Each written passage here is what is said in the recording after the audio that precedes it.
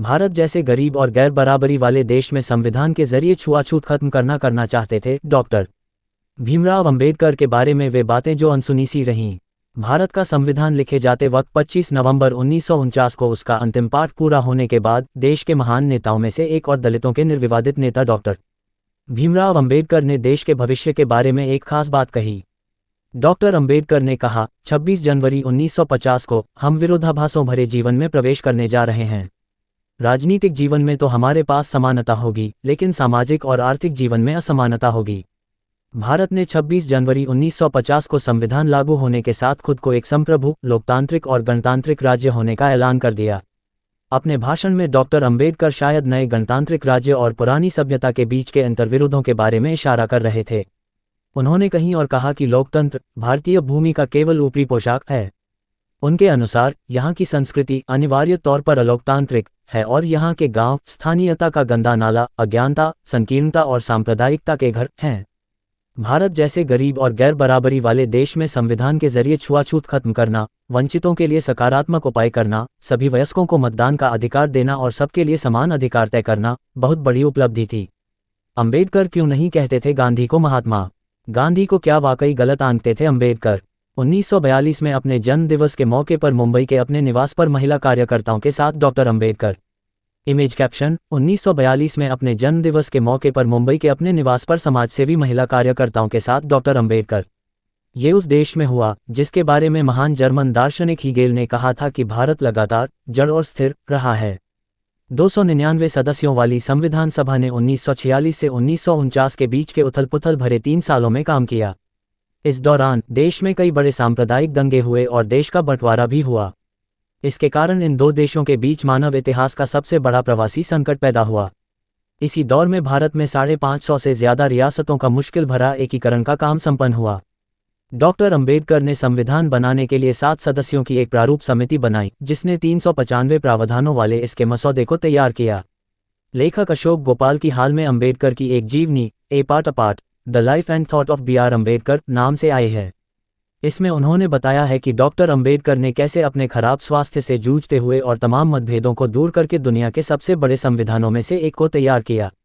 ये किताब बताती है कि डॉक्टर अंबेडकर के कद ने कैसे इस काम में उन्हें स्थानीय और अंतर्राष्ट्रीय समर्थन जुटाने में मदद की।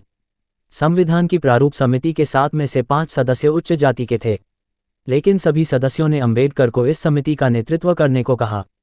अशोक गोपाल ने इस किताब में बताया है कि भारत की आज़ादी के आंदोलन का समर्थन करने और आयरलैंड का संविधान लिखने वाले आयरिश नेता इमोन डी वलेरा ने भी इस काम के लिए डॉक्टर अंबेडकर के नाम की सिफारिश वाइसरॉय लॉर्ड माउंटबेटन और प्रधानमंत्री जवाहरलाल नेहरू से की थी।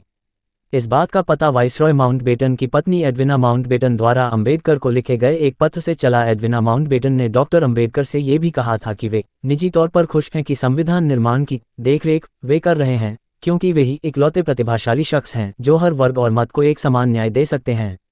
कांग्रेस ने भी जोड़ा था अंबेडकर के नाम में राम नाम जोड़ने या भगवा पोतने से अंबेडकर बीजेपी के नहीं हो जाएंगे।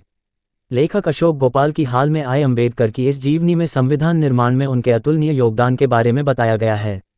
इमेज कैप्शन, लेखक अशोक गोपाल की हाल में आए अंबेडकर की इस जीवनी में संविधान निर्माण में उनके अतुलनीय योगदान के बारे में बताया गया है। अशोक गोपाल लिखते हैं कि मार्च 1947 में वाइसरॉय का पद संभालने के तुरंत बाद लॉर्ड माउंटबेटन ने डॉक्टर अंबेडकर के साथ बेहद दिलचस्प और सार्थक बातचीत की थी। उनके अनुसार वाइसरॉय ने एक सीनियर ब्रिटिश अधिकारी को यह भी बताया था कि उन्होंने नेहरू के 15 सदस्यीय अंतरिम मंत्रिमंडल की सूची में जब अंबेडकर का नाम देखा तो उन्हें बहुत संतोष हुआ। अंबेडकर के नेतृत्व वाली प्रारूप समिति ने मई 1947 में संविधान सभा में पेश किए गए संविधान के मसौदे की जांच की। इसे संबंधित मंत्रियों और फिर कांग्रेस पार्टी को भेजा गया। कुछ खंडों को तो 7 बार में तैयार किया गया।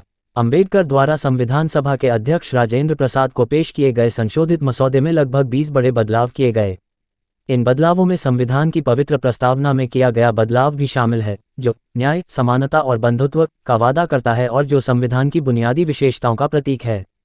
चिंतक आकाश सिंह राठौर की किताब Ambedkar's preamble, a secret history of the constitution of India की एक बात का जिक्र अशोक गोपाल ने अपनी इस किताब में किया है। उनके अनुसार संविधान की मूल प्रस्तावना में बंधुत्व शब्द का जोड़ा जाना और इसका बाकी भाग भी वाकई करिश्माएं और 81 शब्दों का ऐतिहासिक सेट है, जो पूरी तरह से अंबेडकर का योगदान था। डॉक्टर अंबेडकर ने अप्रैल 1948 में पेशे से डॉक्टर रही शारदा कबीर से दूसरा विवाह किया था। इमेज कैप्शन: डॉक्टर अंबेडकर ने अप्रैल 1948 में पेशे से डॉक्टर रही शारदा कबीर से दूसरा विवाह किया था। डायबिटीज़ और ब्लड प्रेशर से पीड़ित होने के बाद भी अंबेडकर ने संविधान तैयार करने में काफ़ी श्रम किया। संविधान सभा में लगभग 100 दिनों तक खड़े होकर उन्होंने धैर्यपूर्वक हर खंड को समझाया और कारण बताए या सुझाए गए हर संशोधनों को अस्वीकार किया। संविधान सभा की बैठकों में सभी सदस्य मौजूद नहीं रहे। प्रारूप समिति के एक सदस्य टी कृष्णामाचारी ने नवंबर 1948 में संविधान सभा में कहा कि मृत्यु, बीमारी और अन्य व्यस्तताओं के कारण अधिकांश सदस्य पर्याप्त योगदान नहीं कर सके, जिसकी वजह से ये संविधान तैयार करने का बोझ डॉक्टर अंबेडकर पर आ पड़ा। संविधान के मसौदे में 7,500 से अधिक संशोधन सुझाए गए, जिनमें से लगभग 2,500 को स्वीकार किया गया। अंबेडकर ने सीनियर सिविल सेवक एस.एन. मुखर्जी को इस प्रारूप निर्माण का मुख्य श्रेय दिया, जिनके पास कानून के सबसे जटिल प्रस्तावों को भी बिल्कुल आसान ढंग से रखने की क्षमता थी। भारत के दलित समुदाय के नायक के तौर पर विद्रोही छवि होने के बावजूद डॉक्टर अंबेडकर ने सबके हितों का ध्यान रखा। अल्पसंख्यकों के लिए अलग निर्वाचक मंडल की उनकी मांग संविधान सभा ने खारिज कर दी। बुनियादी उद्योगों के राष्ट्रीयकरण की उनकी मांग भी खारिज हो गई। साथ ही संविधान के उद्देश्यों में समाजवाद शब्द का उल्लेख नहीं किया गया। 9 दिसंबर 1946 को जब संविधान सभा की पहली बैठक हुई तो अंबेडकर ने कहा, मैं जानता हूं कि आज हम राजनीतिक, सामाजिक और आर्थिक रूप से बंटे हुए हैं। हम लड़ते हुए खेमों का समूह हैं। मैं यहां तक स्वीकार करता हूं कि शायद मैं भी ऐसे खेमों के नेताओं में से एक हूं।